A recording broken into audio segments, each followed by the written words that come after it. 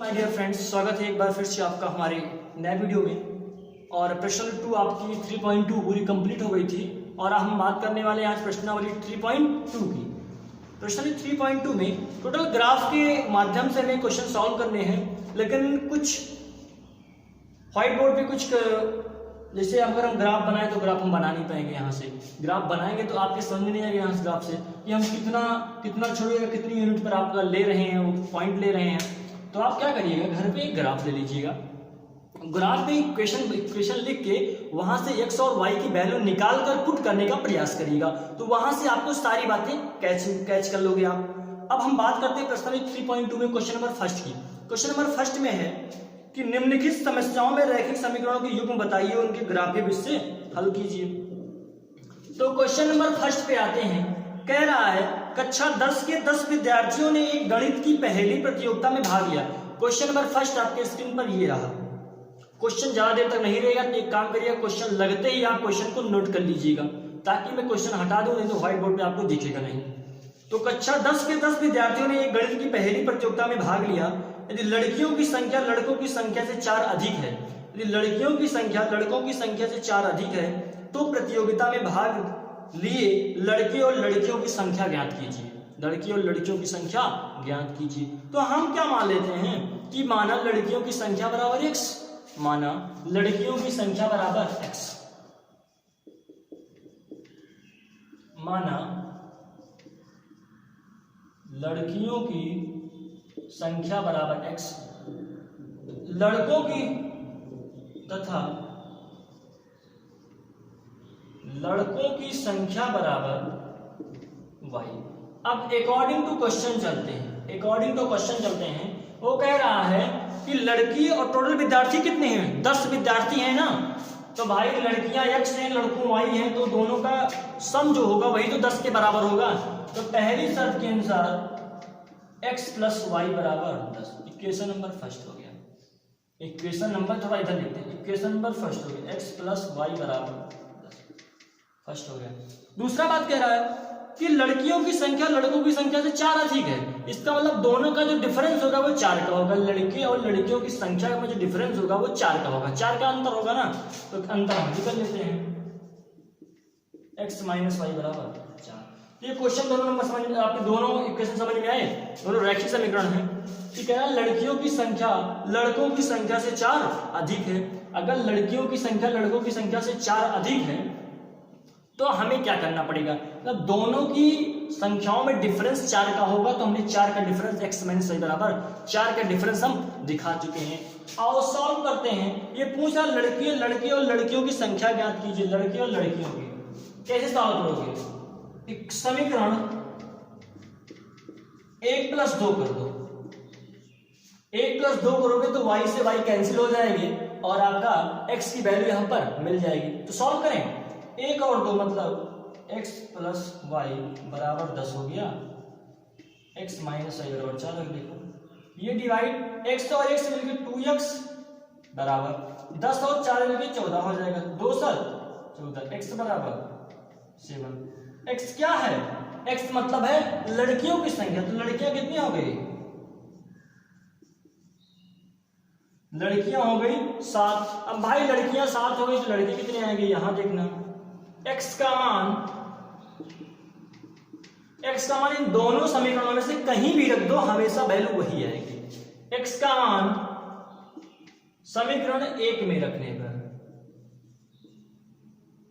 समीकरण 1 में रखने पर यहां रख देते हैं, 7 हो जाएगा, जहां जहां x है वहां 7 रख दो, प्लस y बराबर 10, y बराबर 10 माइनस 7, y बराबर कितना आएगा, 10 में से 7 गया तो आएगा आपका, आ गया 10 में से 7 गया 3 आपका आ गया। तो ये क्या हो गए, लड़के हो गए। तो आपके लड़कियों की संख्या आ गई, लड़कों की संख्या आ गई। अब आप कहोगे सर जी हम कैसे माने, सर हम कैसे माने कि आप कहे 3 सही है, आपका 7 सही है। हम कहेंगे बेटा मानना पड़ेगा। अब हम कहें भाई बेटा मानना पड़ेगा, तो कैसे मानना पड़ेगा, आइए प्रूव करके बताते हैं। यहां लिखा गया x माइनस वाई बराबर 4 लिखा गया ना, और अगर यहां x और y का मान रख देकर 4 के बराबर ना आए तो इक्वेशन हमारा गलत है। x का मान कितना है, x का मान है 7 माइनस y का मान 3 बराबर 4 से 7 में 4 3 गया 4 बराबर 4। तो इसका मतलब इक्वेशन राइट है। इक्वेशन क्या है, राइट है। यहां भी समझ में ना आए तो कहो गुरुजी हम इससे भी नहीं संतुष्ट हैं। अब क्या कहोगे, आइए दूसरा प्रूफ दिखाते हैं। x प्लस वाई बराबर 10 लिखा गया, तो यहाँ x और y का मान रख दो, अगर 10 के बराबर ना आए तो क्वेश्चन रॉन्ग। आइए देखते हैं एक से, आपको इतना नहीं करना, बस यहाँ आपका आंसर हो गया। x का मान 7 y का मान 3 बराबर 10, 7 प्लस 3 10 बराबर। अब तो कहोगे गुरुजी क्वेश्चन वहां सही है, आंसर वहां सही लाए हो, लड़कों और लड़कियों की संख्या, तो संतुष्ट हो ना। तो ठीक है, आगे बढ़े क्वेश्चन में। ठीक है, आगे क्वेश्चन पढ़ते हैं। ये क्वेश्चन आपको नोट कर लीजिएगा, बहुत ही इंपॉर्टेंट क्वेश्चन है। अब यहाँ से एक इक्वेशन ये बना है, इक्वेशन ये, इन दोनों इक्वेशनों से आप क्या बनाओगे, एक ग्राफ बनाओगे, एक ग्राफ बनाओगे। फिर भी आपके पेपर में आएगा क्वेश्चन की यहीं तक आएगा, लड़के और लड़कियों की संख्या ज्ञात कीजिए, आपसे ग्राफ बनाने के लिए नहीं कहेगा। चलिए इसका स्क्रीनशॉट कर लीजिएगा, मैं क्वेश्चन नंबर 2 पे चलता हूं। ओके, अब क्वेश्चन नंबर 2 क्या कह रहा है, फिर वही पुराना क्वेश्चन, क्वेश्चन नंबर 2। 5 पेंसिल तथा 7 कलमों का कुल मूल्य 50 रुपए है, जबकि 7 पेंसिल तथा 5 कलमों का कुल मूल्य 46 रुपए है। एक पेंसिल का मूल्य तथा एक कलम का मूल्य बताइए। एक एक नियम का सवाल आ गया है, आइए देखते हैं। हम फिर वही मानते हैं कि 5 पेंसिल 7 कलम का मूल्य दिया गया है, तो हम एक एक पेंसिल का मान लेते हैं। तो हम माने एक पेंसिल का मूल्य बराबर, क्वेश्चन नंबर 2 माना एक पेंसिल का मूल्य बराबर x रुपए तथा एक कलम का मूल्य बराबर y रुपए। अकॉर्डिंग टू क्वेश्चन, एक पेंसिल का मूल्य x रुपए, एक कलम का मूल्य y रुपए। तो उसने कितनी पेंसिल, उसने 5 पेंसिल खरीदी है, तो एक पेंसिल का मूल्य x रुपए, तो 5 पेंसिल का मूल्य 5x रुपए, प्लस उसने 7 कलम ली है, एक कलम का मूल्य y रुपए, तो 7 कलम का मूल्य 7y रुपए।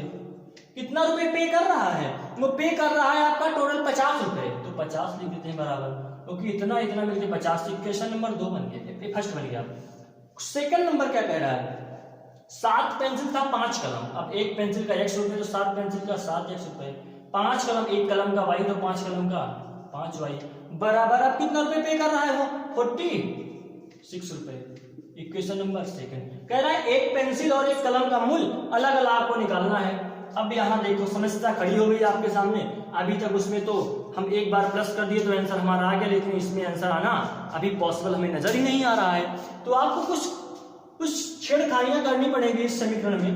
तो क्या करोगे, इक्वेशन नंबर फर्स्ट में क्या करो, इक्वेशन नंबर फर्स्ट में 5 से मल्टीप्लाई करा दो और इक्वेशन नंबर 2 में 7 से मल्टीप्लाई करा दो। आइए देखते हैं। समीकरण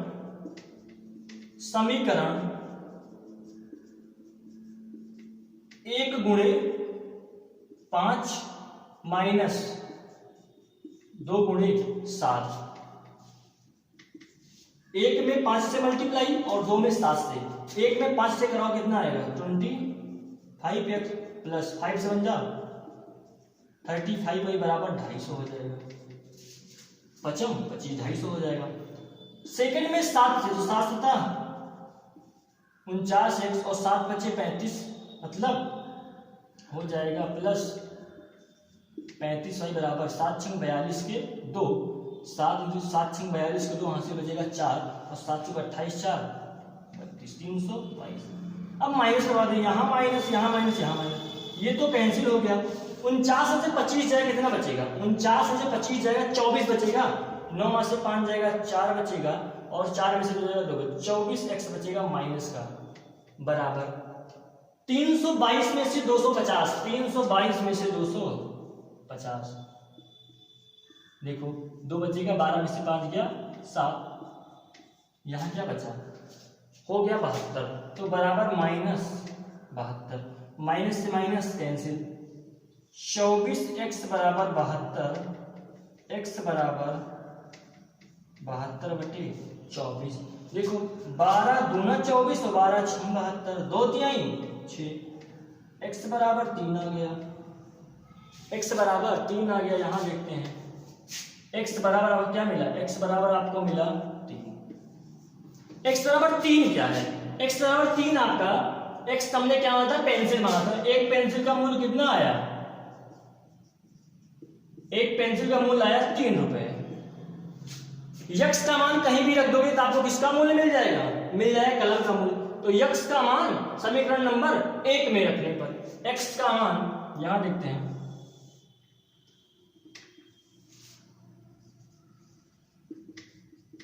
x का मान समीकरण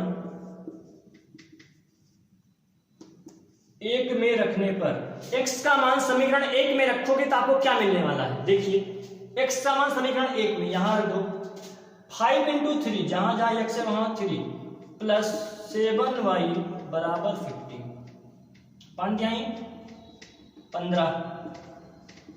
15 प्लस 7y बराबर 50, उधर जाएगा 7y बराबर 50 माइनस 15, बात समझ में आई। देखो और 10 में से जब 5 जाएगा तो यहाँ बचेगा 5 और 4 में से 1 जाएगा बचेगा 3, 7y बराबर 35, y बराबर 35 बटा 7 बराबर 5, तो y बराबर 5। ये बात समझ में आई आपको, बात समझ में आई। इसका मतलब कलम, ये कलम का मूल्य हो गया, कलम कितना होगा, कलम का मूल्य होगा कितना 5 रुपए, कलम का मूल्य क्या होगा 5 रुपए, आया कितना 5 रुपए, y बराबर 5 रुपए, ये कलम का मूल्य हो गया। बात समझ में आई आपको।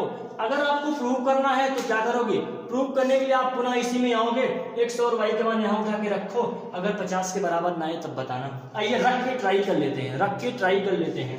आओ एक से आप ट्राई मत करिएगा, मैं यहाँ बता रहा हूँ, आप इसको ट्राई मत करिएगा। यही आपको क्वेश्चन समाप्त हुआ। अब यहाँ से आप इन दोनों एक दूसरे की सहायता से आप ग्राफ पेपर पे बना लीजिएगा, ग्राफ पेपर पे आप बना लीजिएगा। बात समझ में आई, ग्राफ पेपर पे बना के आप नोट कर लीजिएगा। चेक करते हैं तो क्या आ जाएगा, 25 आ जाएगा। 5 इंटू एक्स का मान कितना है, एक्स का मान आपके सामने है 3, तो 5 इंटू 3 प्लस 7 इंटू वाई का मान 5 बराबर 50, 5 3 15, 7 बचे 35 बराबर 50, 35 15 मिलके 50, 50 बराबर 50, 50 बराबर 50। आपका क्या हो गया क्वेश्चन आपका, इसका मतलब आंसर जो आपने लाया है, आपने एक्स और वाई की जो वैल्यू लाई है वो बिल्कुल सही लाई है। तो आप इसका स्क्रीनशॉट तुरंत लीजिएगा, इसका स्क्रीनशॉट लेते हुए आगे बढ़िएगा। अब आगे हम नेक्स्ट बात करने वाले हैं क्वेश्चन नंबर 2 की। आज आगे हम क्या बात करेंगे, क्वेश्चन नंबर 2 की। इसका स्क्रीनशॉट लीजिएगा ताकि मैं इसे इरेज कर पाऊं। क्वेश्चन बहुत इजी क्वेश्चन है, फिर भी आपको दिक्कत नहीं होगी, आप ग्राफ पेपर लेके बैठिएगा। यहाँ से यहाँ तक मैंने कर दिया है, इन दोनों का इक्वेशन हमने बना दिया है, और यहाँ से आप ग्राफ पेपर पे इसको सॉल्व कर लीजिएगा। एक रेखा आपको मिलेगी कंफर्म है, मैं अभी बता रहा हूँ। रैखिक समीकरण में हर एक रैखिक समीकरण आपका एक रेखा निरूपित करता है। चलो इरेज करें इसको, ओके।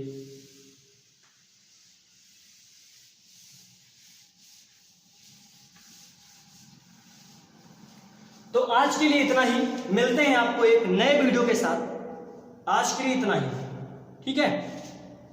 चलो फिर भी थोड़ा सा देख लेते हैं, अभी वीडियो चल रहा है तो थोड़ा देख लेते हैं। आपको पता है अगर दो रेखाएं आपको दी गई हैं, अगर आपको दो रेखाएं दी गई हैं, पहला a1x plus b1y plus c1 बराबर 0, a2x plus b2y plus c2 बराबर 0। ये फर्स्ट, ये सेकंड, ये फर्स्ट रेखा होगी, ये सेकंड रेखा होगी। a1x plus b1y plus c1 बराबर 0, a2x plus b2y plus c2 बराबर 0। अब यहां से आपको तीन बातें यहां से नोट करनी पड़ेगी कि जब दोनों रेखाएं प्रतिच्छेद करें, जब दोनों, फर्स्ट नंबर, जब दोनों प्रतिच्छेद करें तो क्या होगा, a1 upon a2 does not equal to b1 upon b2, a1 upon a2 does not equal to b1 upon b2। इस बात को आप नोट करिएगा। इसमें कितना हल मिलेगा, इसमें इक्वेशन का केवल एक हल मिलेगा, इसमें इक्वेशन का केवल एक हल मिलेगा। आगे बात करते हैं दूसरा, जब दोनों रेखाएं क्या हो, समपाती हो, संपाती होने का मतलब दोनों रेखाएं जब संपाती हो तो क्या बनेगा, a1 अपान a2 बराबर b1 अपान b2 बराबर c1 अपान c2। इसका कितना हल मिलेगा, इसका आपको अनेक हल मिलेंगे। इसके कितने हल मिलेंगे, इसके अनेक हल मिलेंगे। मतलब कई सारे इक्वेशन आपको मिलते जाएंगे इसमें। इसका जो मान रहेगा 1 भी 2 भी 3 भी 4 भी 5 भी 6 भी 7 भी 8 भी कुछ भी हो सकता है, ये ध्यान देना। दूसरा, जब समांतर हो, समांतर होने का मतलब क्या, a1 अपान a2 बराबर b1 अपान b2 हो। जब दोनों रेखाएं समांतर हो, a1 अपान b1 a2 बराबर b1 upon b2 does not equal to c1 upon c2। इसके कितने हल मिलेंगे, इसके और कितने भी हल मिलेंगे, इसके आपको केवल मिलेंगे कोई हल नहीं बेटा। जब दो समांतर रेखाएं एक दूसरे कभी काटेंगे ही नहीं तो हल कैसे मिल जाएगा। जब दो समांतर रेखाएं किसी काटती हैं, ये बातें आप नोट करेगा। अच्छा, यहाँ a1 अपान a2 मतलब a1 अपान a2 b1 upon b2 c1 upon c2, मैं इसकी बात कर रहा हूं। मैं इक्वेशन दे दूंगा, आप बिल्कुल टेंशन नहीं, मैं समीकरण